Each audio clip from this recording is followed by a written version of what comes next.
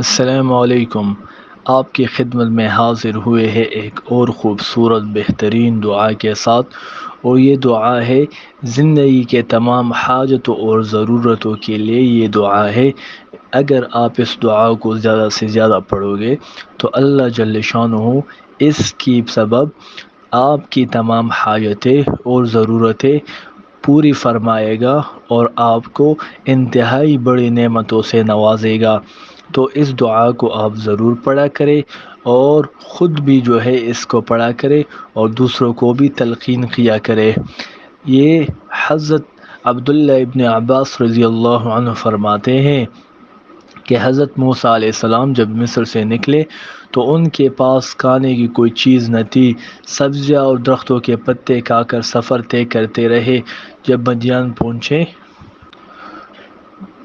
مدین پہنچے تو بکریوں کو پانی پلا کر سائے میں بیٹھے تو بھوک سے جو ہے وہ بھوکے تھے اور ان کو بھوک محسوس ہو رہی تھی۔ تو اس وقت یہ دعا فرمائی کہ میں بھوکا ہوں اور کچھ کھانے کو دلا، اور بے آسرا اور بے وطن ہوں، کوئی ٹھکانہ عطا فرما۔ چنانچہ اللہ تعالیٰ نے دعا قبول فرمائی اور ان تمام حاجتوں اور ضرورتوں کا اللہ تعالیٰ نے بندوبست فرمایا۔ تو آپ بھی جو ہے اس دعا کو پڑھے، اللہ تعالیٰ اس کی سبب آپ کی حاجتیں اور ضرورتیں پوری فرمائے گا۔ میں آپ کی خدمت میں یہ دعا پڑھتا ہوں۔ اعوذ باللہ من الشیطان الرجیم، بسم اللہ الرحمن الرحیم۔ رب انی لما انزلت الی من خیر فقیر۔ میں دوبارہ پڑھتا ہوں، بسم اللہ الرحمن الرحیم۔ رب انی لما انزلت الی من خیر فقیر۔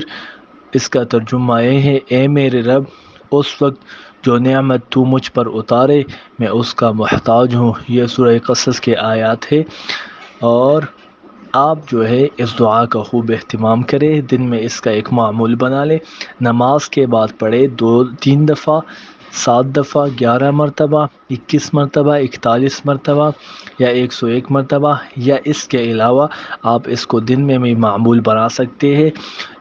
اور اس کے علاوہ آپ جو ہے اس کو زیادہ سے زیادہ پڑھا کرے تو بھی اللہ تعالیٰ آپ کی حاجتیں اور ضرورتیں اس کی وجہ سے قبول فرمائے گا۔ حاجتیں اور ضرورتیں آپ کی پوری بھی ہوں گے۔ تو تب تک ہمیں اجازت دیجیے، انشاءاللہ اگلی ویڈیو میں اگلے وظیفے کے ساتھ اور دعا کے ساتھ حاضر ہوں گے۔ السلام علیکم۔